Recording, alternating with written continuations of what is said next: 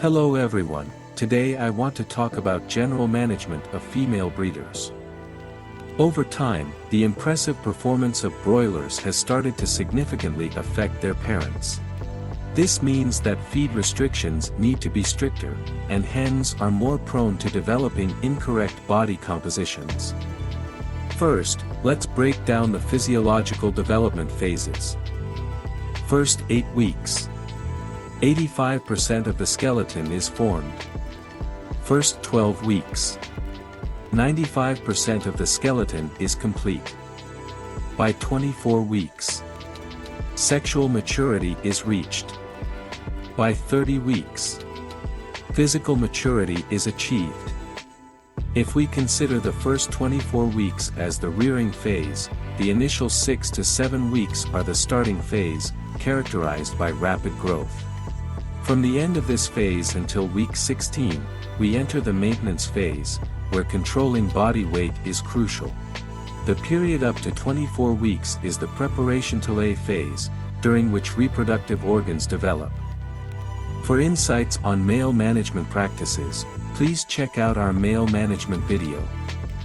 From the very beginning of planning a new flock, any compromises on breed requirements like stocking density, feeder space per bird, and bird per nipple can lead to future issues with flock uniformity.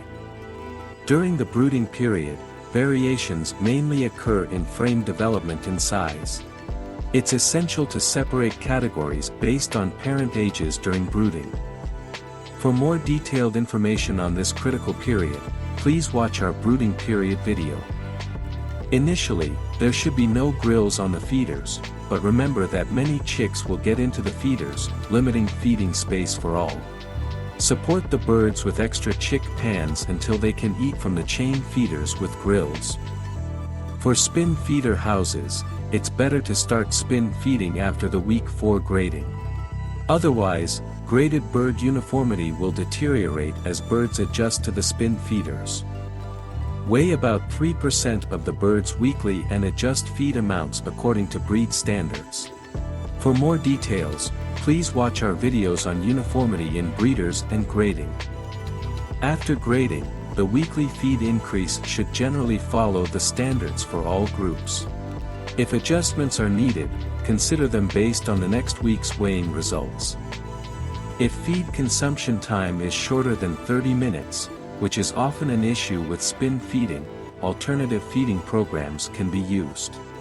This approach provides larger amounts of feed per bird on feeding days.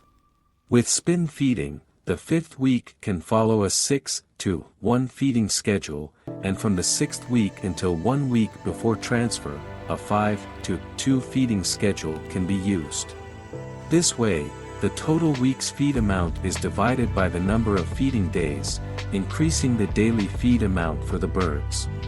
On the off days, water should be kept as it is on the days with feed. Here are some benefits and challenges of this program. Benefits. Birds are fed on the same days each week throughout the rearing period. This program increases the feed amounts presented to the birds on feeding days compared to a 6/1 or everyday feeding program. Good feed distribution over the whole house area with pans and chains. Can be implemented at 3 to 4 weeks of age and continued until 18 weeks of age. Used with medium to high energy feeds that are fed at lower feed amounts. Non-feeding days can be used for vaccinations, and off-feed days can fall on Sunday to reduce labor. Challenges. Visits should be minimized on non-feeding days, and only essential staff should conduct checks. Visiting the flock on non-feeding days can make the flock agitated. Visits should be done on non-feeding days only if vaccinations are necessary. The feeding program is not consistent during the week, with periods of 3 on-feed days followed by an off-feed day, and then 2 on-feed days followed by an off-feed day. Flocks display more stress-related behaviors on non-feeding days. Please, don't forget to like and subscribe if you want to see more this kind of educational videos.